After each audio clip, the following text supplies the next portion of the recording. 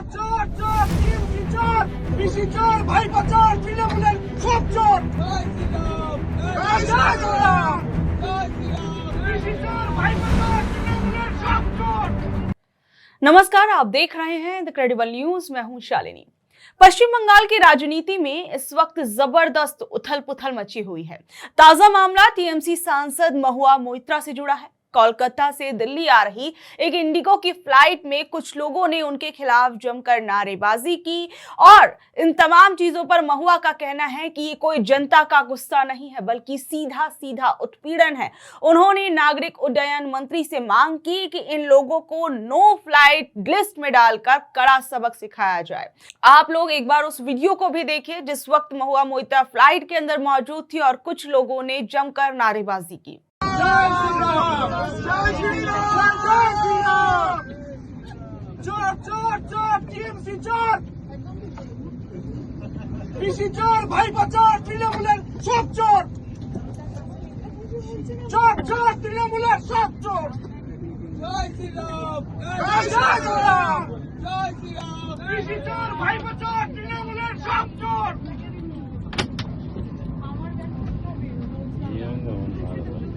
देखिए, इसी पूरे मामले पर अखिलेश यादव ने भी बीजेपी को घेरते हुए कहा कि बीजेपी की सोच ही महिला विरोधी है और अब तो हवाई जहाज में भी महिला सांसद सुरक्षित नहीं है।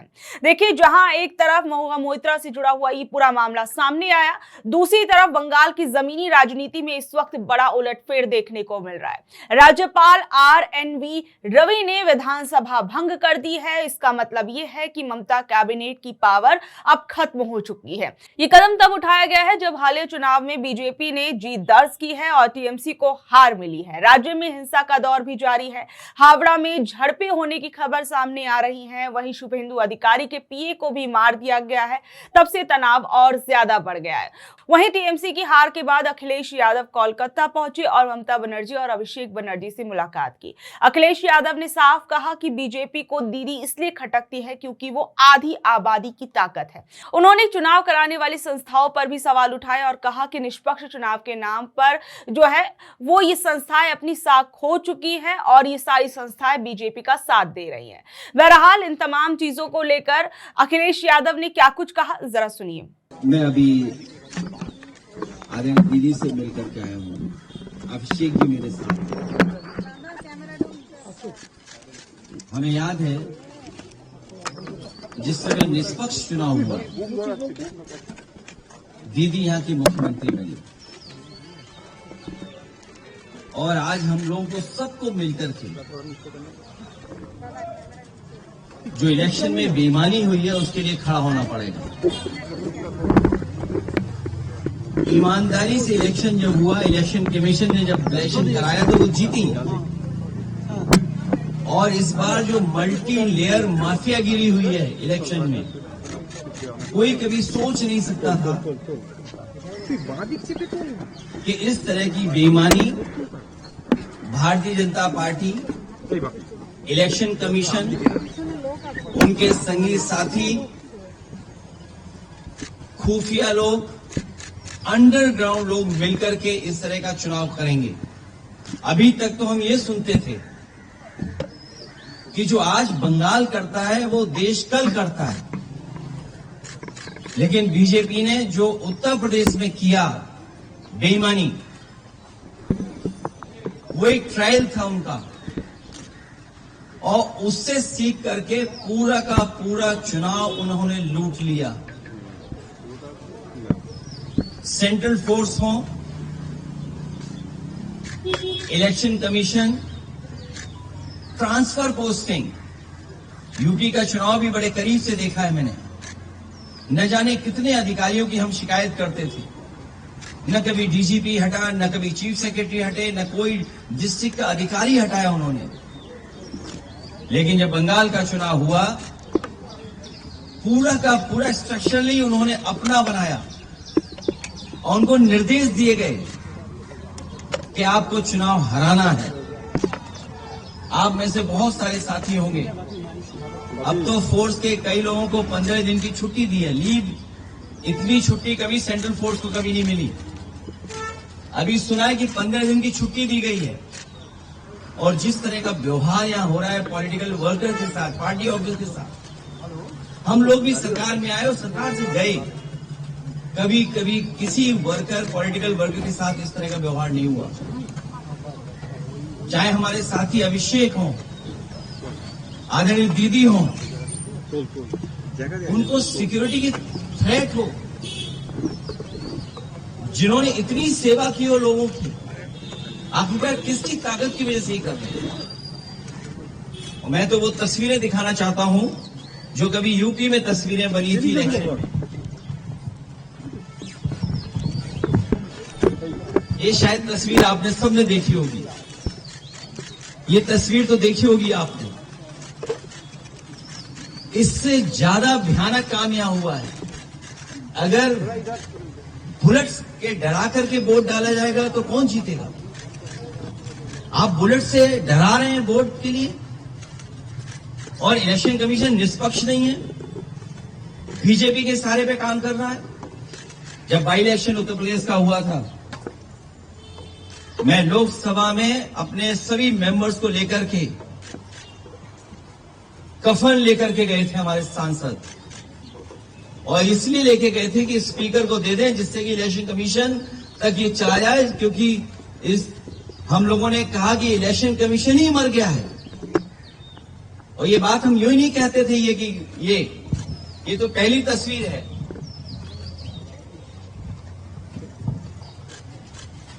दूसरी तस्वीर भी किसी से छिपी नहीं होगी। ये दूसरी तस्वीर भी नहीं छिपी होगी किसी से। और फिर जो वोट डालने का तरीका है, मैं केवल एक कॉन्स्टिट्यूंसी का उदाहरण दे रहा हूं, इस तरीके से फोर्स से वोट डलवाया। मैं 2012, 2017, 2022 समाजवादी पार्टी 37%, 2017 42%, 2022 46%। कभी समाजवादी पार्टी चुनाव नहीं हारी। और बीजेपी 29%, 37%, 30%। और जब सेंट्रल फोर्स और फोर्स के साथ जब उन्होंने चुनाव डलवाया, अंदर किसी भी एजेंट को नहीं रुकने दिया।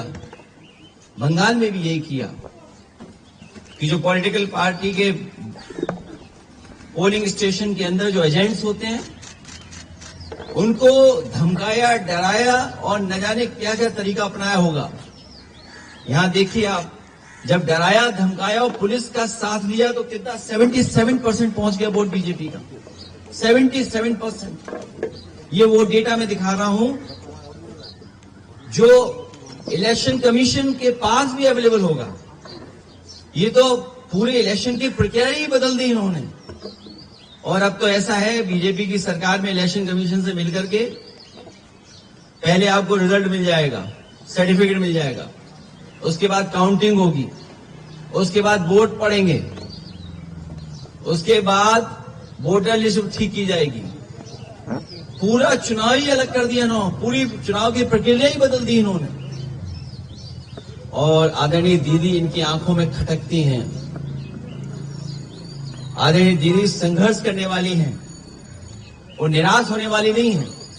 बीजेपी की आंखों में इसलिए खटकती हैं क्योंकि वो आदि आबादी का प्रतिनिधित्व करती हैं।